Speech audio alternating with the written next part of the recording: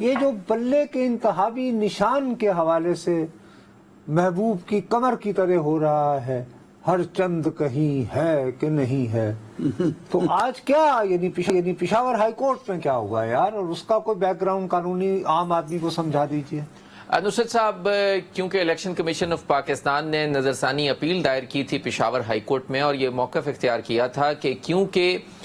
جو Peshawar high court کا bench ہے، جو اس سے پہلے 26 دسمبر کو جس نے الیکشن کمیشن کا حکم معطل کر کے بلے کا نشان واپس پی ٹی آئی کو دے دیا تھا، اس میں الیکشن کمیشن کو نہیں سنا گیا تھا، اور ان تمام فیکٹس کو سنے بغیر انہوں نے صرف پی ٹی آئی کو سن کر فیصلہ کر لیا۔ اس موقع پر کیونکہ پی ٹی آئی کے وکیل قاضی انور صاحب بھی خود پیش ہوئے، انہوں نے کہا کہ پی ٹی آئی کے ساتھ بڑی زیادتی ہو رہی ہے اور ان کا انتخابی نشان بھی چھینا جا رہا ہے، لہٰذا اس فیصلے کو معطل نہ کیا جائے جو سنگل بینچ کا تھا۔ لیکن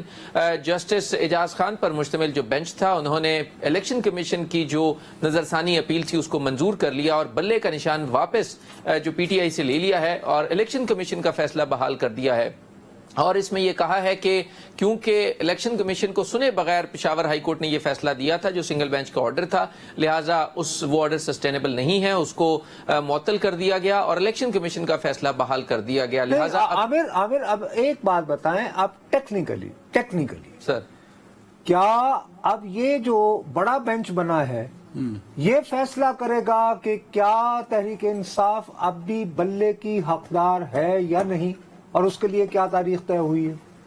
دیکھیے، اس آرڈر میں یہ کہا گیا ہے کہ جو 26 دسمبر کا آرڈر تھا اس کو معطل کر دیا گیا ہے، اور اب اس کیس کی سماعت 9 جنوری کو ہی ہوگی، جو پہلے سے بینچ تشکیل دیا گیا تھا اور ڈویژن بینچ تشکیل دیا گیا تھا۔ لیکن پی ٹی آئی نے اب اس کو پشاور ہائی کورٹ میں کانٹیسٹ کرنے کا فیصلہ نہیں کیا، بلکہ انہوں نے یہ کہا ہے کہ یہ جو نیا حکم نامہ آیا ہے پشاور ہائی کورٹ کا، جس میں ان سے بلے کا نشان چھین لیا گیا ہے، واپس لے لیا گیا ہے، اس کو اب وہ سپریم کورٹ آف پاکستان میں چیلنج نہیں تو اس میں تو ایک سیکنڈ، ایک بڑا ٹیکنیکل سا پوائنٹ ہے، پھر ہم اس پہ رو رہے ہوں گے۔ ایک ہائی کورٹ نے کہا کہ ہائی کورٹ نے کہا کہ یہ فیصلہ میں نے دیا تھا وہ اس کو میں معطل کر رہا ہوں، تو چھینا نہیں ہے، ابھی وہ کیس ہے، پروسیڈنگز چل رہی ہیں، وہ ڈی بی کے پاس ہے۔ جب تک معاملہ ڈی بی کے پاس ہے ہم یہ نہیں کہتے کہ چھینا گیا ہے، دس از اسٹینڈ بائی، تو وہ کیوں سے وڈرا کر رہی ہے؟ تو بہت بڑا بلنڈر ہو سکتا ہے۔ دیکھیے، پی ٹی آئی کو یہ لگتا ہے کہ شاید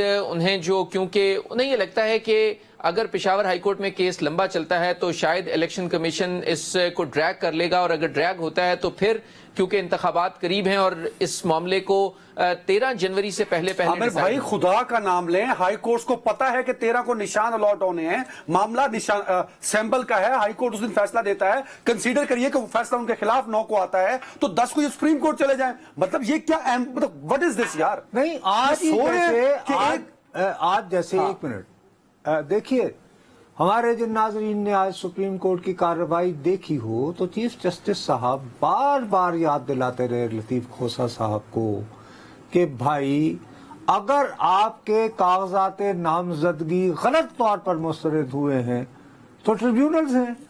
لیٹ دیم فرسٹ ڈیسائیڈ، آپ اسٹریٹ اوے میرے پاس کیوں آ رہے ہیں؟ یہاں بھی ڈی بی کو بائی پاس کیا جا رہا ہے۔ عامر میں غلط کہہ رہا ہوں؟ جی آپ درست کہہ رہے ہیں وہ